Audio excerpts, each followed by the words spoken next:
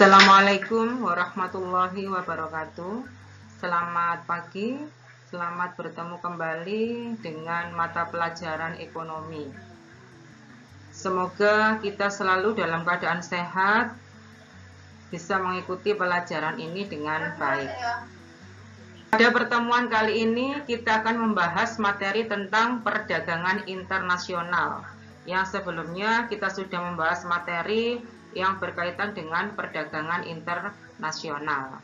Nah, yang pertama kali ini kita akan ada beberapa kali pertemuan. Yang pertama nanti pada pertemuan ini kita akan membahas tentang pertama, perdagangan internasional itu definisi atau pengertiannya apa. Kemudian nanti kita lanjutkan tentang ada keunggulan dari perdagangan internasional itu apa, lalu manfaat perdagangan internasional sampai dengan hambatan-hambatan yang dialami dengan adanya perdagangan internasional. Oke, sekarang kita mulai saja. Yang pertama tentang definisi atau pengertian dari perdagangan internasional. Di sini akan saya jelaskan bahwa yang dimaksud dengan perdagangan internasional itu adalah proses tukar-menukar atau jual beli barang atau jasa antar satu negara dengan yang lainnya untuk memenuhi kebutuhan bersama dengan tujuan mendapat keuntungan. Saya ulangi, maksudnya di sini adalah tukar-menukar itu sama dengan jual beli. Jadi terjadi transaksi jual beli. Bisa berupa barang dengan barang, barang dengan jasa, atau bisa jasa dengan jasa. Karena dikatakan internasional, berarti di situ terjadi jual beli atau tukar menukar antara satu negara dengan negara yang lainnya. Jadi misalnya Indonesia dengan Jepang, Indonesia dengan Malaysia, atau misalnya negara Singapura dengan negara Malaysia. Itu yang dimaksud dengan tadi antar satu negara dengan negara yang lainnya. Dikatakan untuk memenuhi kebutuhan bersama. Berarti di situ ada tadi yang saya katakan barang dengan jasa atau barang dengan barang. Berarti di situ nanti yang diperjualbelikan itu yang betul-betul dibutuhkan oleh negara tadi. Tadi minimal ada dua negara, Indonesia misalnya dengan Jepang. Kemudian dikatakan dengan tujuan mendapat keuntungan. Nah, nanti kamu akan memahami, pastilah yang namanya tukar menukar atau jual beli, terjadi transaksi jual beli, pertukaran barang atau jasa, sudah pasti kita akan ada namanya profit oriented, yaitu berorientasi untuk mendapatkan laba atau keuntungan. Nah, di slide itu juga dikatakan tiap negara mempunyai keunggulan. Jadi punya keunggulan bisa berupa SDA, sumber daya alam, SDM, sumber daya manusianya, tenaga kerja, IPTEK, berarti di situ kemampuan tentang kemajuan ilmu, pengetahuan, dan teknologinya, lalu ada sosial budaya dan faktor ekonomi. Jadi itu tentang definisi atau pengertian dari perdagangan internasional. Ibu lanjutkan berikutnya. Materi yang kedua di sini subpokok bahasanya tentang keunggulan tiap negara. Tadi pada saat dijelaskan definisi atau pengertian perdagangan internasional, tadi kan dikatakan keunggulan. Nah, keunggulan di sini ada dua, ada absolut, yang kedua komparatif. Yang pertama dulu kita bahas tentang keunggulan absolut mutlak ya. Di situ dikatakan absolut maksudnya adalah kemampuan memproduksi barang atau jasa yang tidak dapat, sekali lagi, yang tidak dapat diproduksi negara lain karena faktor alam. Ini pendapatnya Adam Smith, salah satu tokoh ekonomi. Sebelum kita masuk komparatif, saya perjelas lagi tentang yang absolut. Absolut kan mutlak. Makanya dikatakan tidak dapat diproduksi. Berarti misalnya terjadi perdagangan internasional Indonesia dengan Jepang.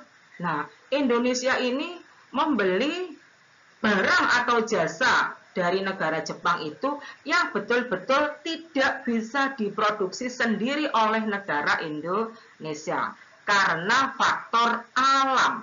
Jadi sumber daya alamnya, mungkin di Indonesia tidak ada sumber daya alam tersebut yang mempunyai misalnya Jepang. Nah, maka akan terjadi yang namanya perdagangan internasional yang dikatakan bahwa negara tersebut memiliki keunggulan absolut mutlak karena dia yang hanya bisa memproduksi sementara negara lain itu belum bisa. Itu keunggulan yang pertama. Yang kedua adalah komparatif. Nah, komparatif di sini dikatakan dapat produksi barang. Jadi dapat diproduksi barang dan jasa dengan biaya produksi yang lebih murah dari negara lain. Ini adalah pendapat dari David Ricardo.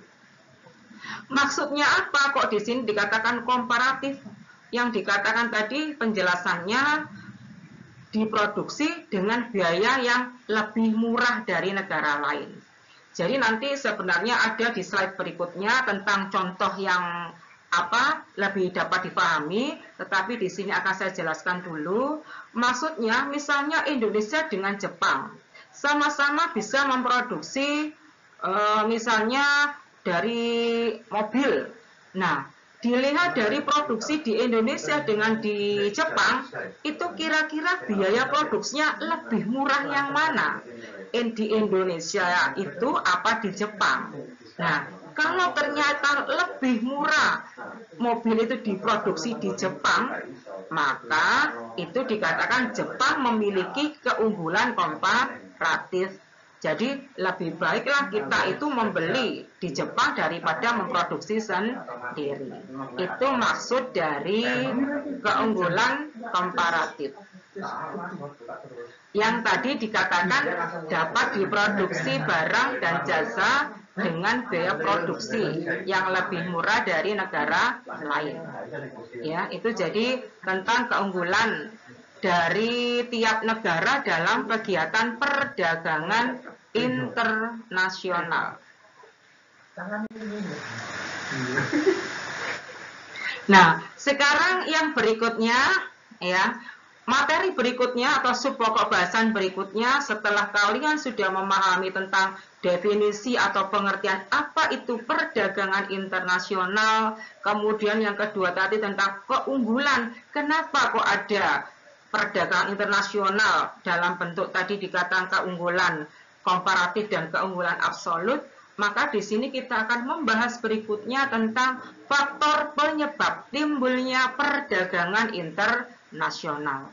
Ya, tidak bisa kita pungkiri, kita pasti harus mau tidak mau setiap negara itu akan melakukan yang namanya perdagangan. Bisa itu multilateral, lebih dari 2 negara, bilateral, 2 negara saja. Nah, kita yang pertama, faktor-faktor perdagangan antar negara. Jadi, faktor di sini maksudnya mengapa suatu negara itu perlu atau harus melakukan perdagangan, tadi kata tukar menukar atau jual beli suatu barang atau jasa dengan negara lain. Salah satu yang pertama tadi dikatakan adanya faktor SDA. SDA itu adalah sumber daya alam.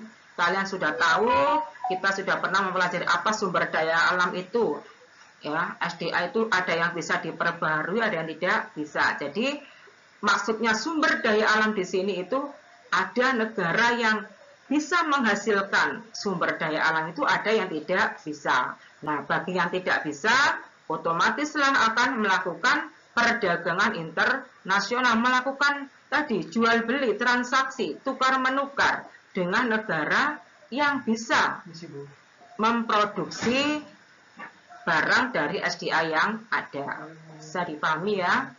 Yang berikutnya pastilah sumber daya manusia, SDM. SDM di sini adalah menyangkut tenaga kerja manusia tentunya ya. Nah, tenaga kerja manusia ini sudah pasti salah satunya akan didukung oleh keahlian yaitu tentang misalnya tingkat pendidikannya, keahliannya. Nah, kamu pasti sudah mengetahui sumber daya manusia di sini. Contohnya di Indonesia ada tenaga kerja Indonesia TKI.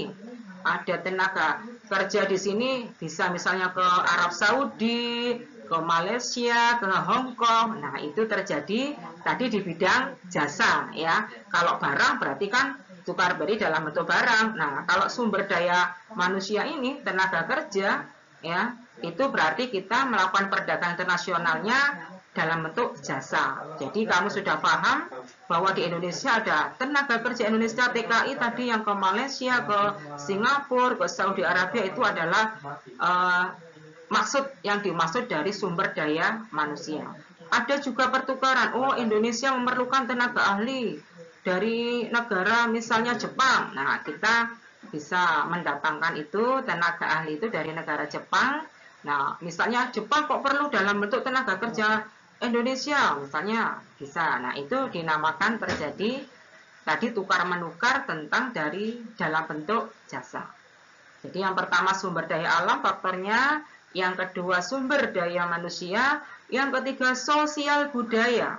Jadi bagaimana tingkat peradaban tentang sosial budaya dari negara satu dengan negara lain. Kalian sudah memahami bagaimana tingkat sosial budaya di negara kita, misalnya dengan negara Amerika. Nah, misalnya terjadi ada pertunjukan atau misalnya ke luar. Nah, kita memperkenalkan sosial budaya di luar negeri. Bagaimana kita misalnya punya, oh ini tari Bali seperti ini. Kemudian tari reog, nah itu dari segi sosial budaya. Misalnya negara lain datang ke Indonesia juga menyelenggarakan seperti itu. Itu yang faktor yang ketiga sosial budaya. Yang keempat itu ada iptek. Nah, iptek ini sekarang kita tidak bisa memungkiri tidak mau mengenal tentang iptek.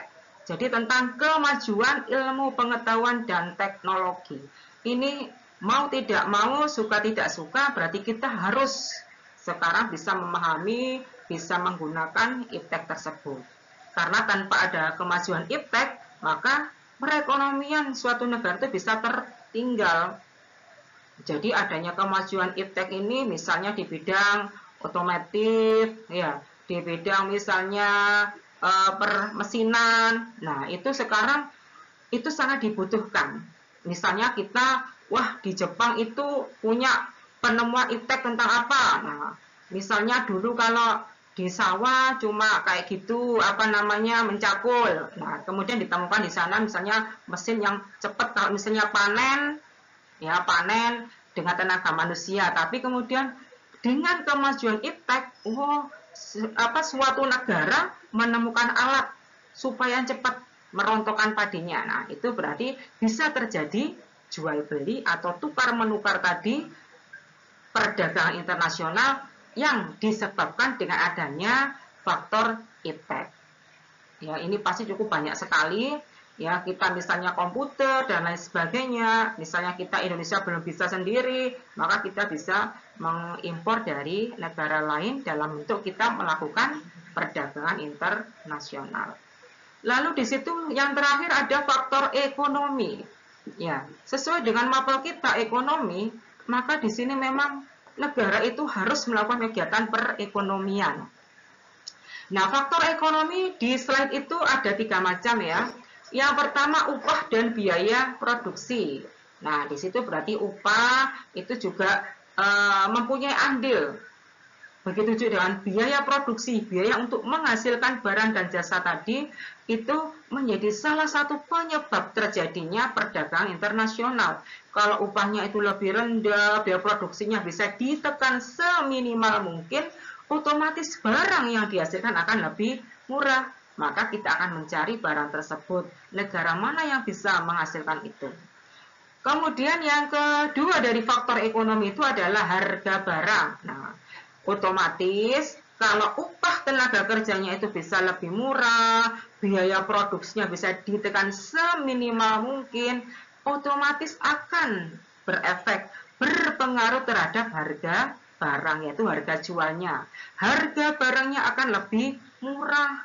Kalau tenaga kerjanya bayarnya mahal, produksi biayanya tinggi, otomatis harganya mahal, tidak terjangkau oleh masyarakat. Buat apa kita mengimpor barang yang harganya mahal? Daripada itu ya kita produksi sendiri aja kalau lebih murah di dalam negeri.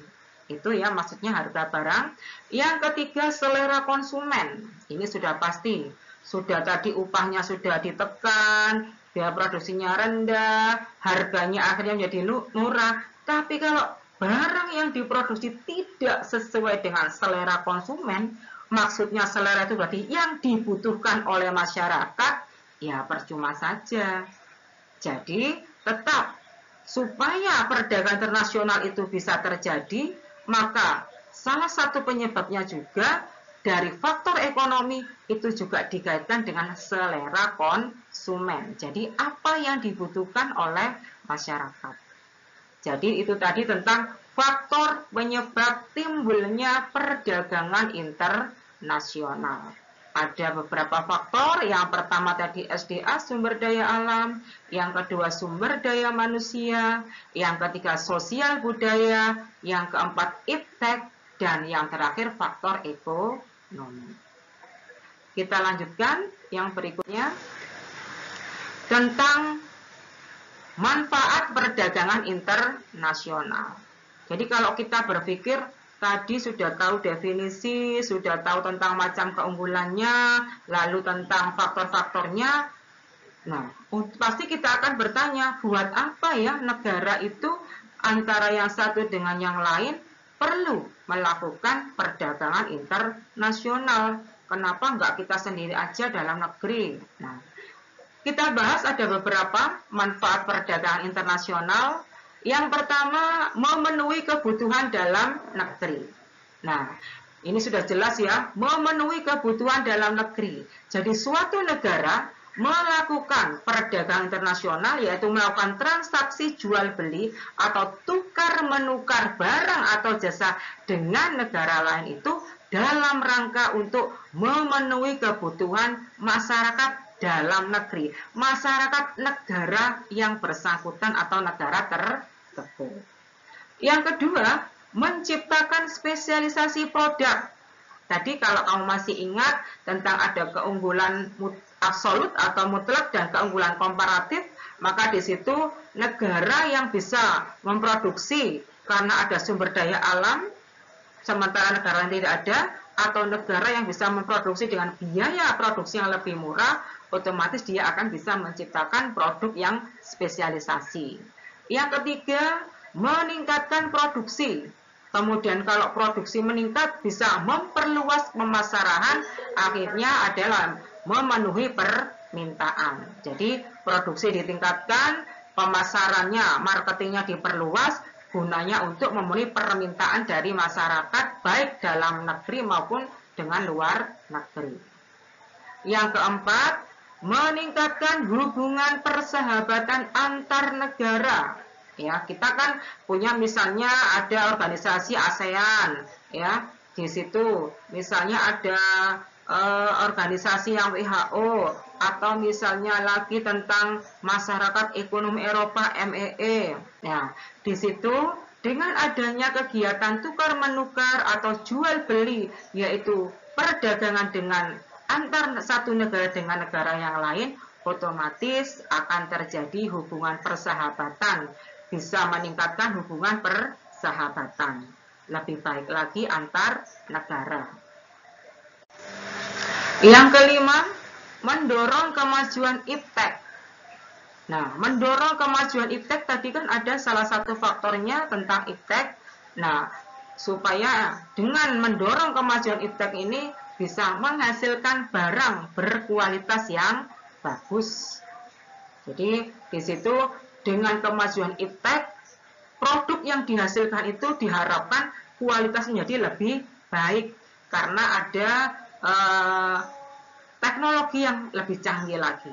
Yang keenam, mendorong pertumbuhan ekonomi. Ingat, kita ada pertumbuhan ekonomi yang bertujuan untuk tadi pendapatannya terjadi pemerataan pendapatan dan bisa menyerap tenaga kerja sehingga terjadi stabilitas ekonomi yang lebih baik. Jadi dengan pertumbuhan ekonomi yang baik, yang bagus, otomatis terjadi pemerataan pendapatan, bisa menyerap tenaga kerja yang tinggi, lalu bisa stabilitas ekonomi terjamin atau di situ dikatakan bisa stabil. Yang terakhir itu ada manfaat yang ketujuh adalah menambah devisa. Jadi kalau kita melakukan kegiatan ada contoh ekspor dan ada impor, ekspor barang dan jasa, kemudian ada bea masuk kalau impor, otomatis akan menambah devisa bagi negara, cadangan devisa. Jadi kalau misalnya itu tabungannya suatu negara, pemerintah, karena adanya kegiatan ekspor impor yang timbul dari perdagangan internasional, otomatis akan bisa menambah devisa. Kemudian materi yang berikutnya, yang terakhir pada pertemuan kali ini kita membahas tentang hambatan perdagangan internasional, ya. Jadi perdagangan internasional ini ada juga hambatan-hambatan yang terjadi. Antara lain satu, harga impor lebih murah. Produk dalam negeri tidak laku atau lebih mahal. Jadi di sini harga impor lebih murah. Maka produksi dalam negeri yang lebih mahal otomatis jadi tidak laku. Yang kedua, adanya politik dumping. Apa maksudnya politik dumping? Yaitu kebijakan menjual produk di luar negeri lebih murah daripada di dalam negeri. Jadi maksudnya misalnya Indonesia menjual jenis barang A ke Malaysia itu lebih murah dibandingkan dijual di Indonesia sendiri. Itu maksudnya politik dumping, hambatan yang kedua. Hambatan yang ketiga, biaya produksi di negara asal relatif lebih murah. Tadi kaitannya kalau di negara asal relatif lebih murah, otomatis di negara yang bersangkutan itu akan menjadi barang yang diproduksi yang lebih mahal, tidak laku.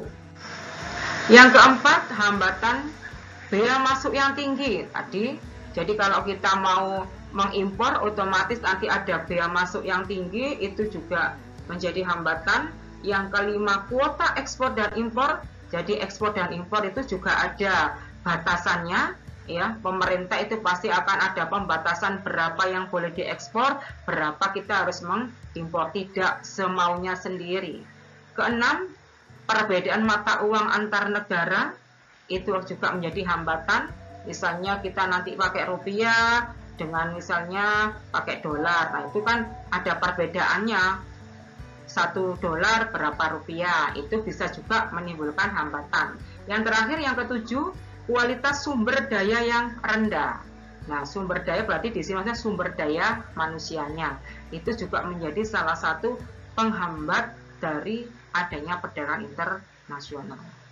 Nah, jadi hari ini kita sudah bisa menyelesaikan pembelajaran ekonomi dengan materi perdagangan internasional yang meliputi pertama tadi definisi atau pengertian dari perdagangan internasional, kemudian yang kedua tentang tadi adalah keunggulan yaitu absolut dan komparatif, yang ketiga itu tadi tentang manfaatnya, kemudian yang terakhir kita tadi membahas tentang hambatan perdagangan internasional. Terima kasih sudah mengikuti materi ini, semoga bermanfaat dan kita akan bertemu dengan materi berikutnya. Wassalamualaikum warahmatullahi wabarakatuh. Selamat pagi.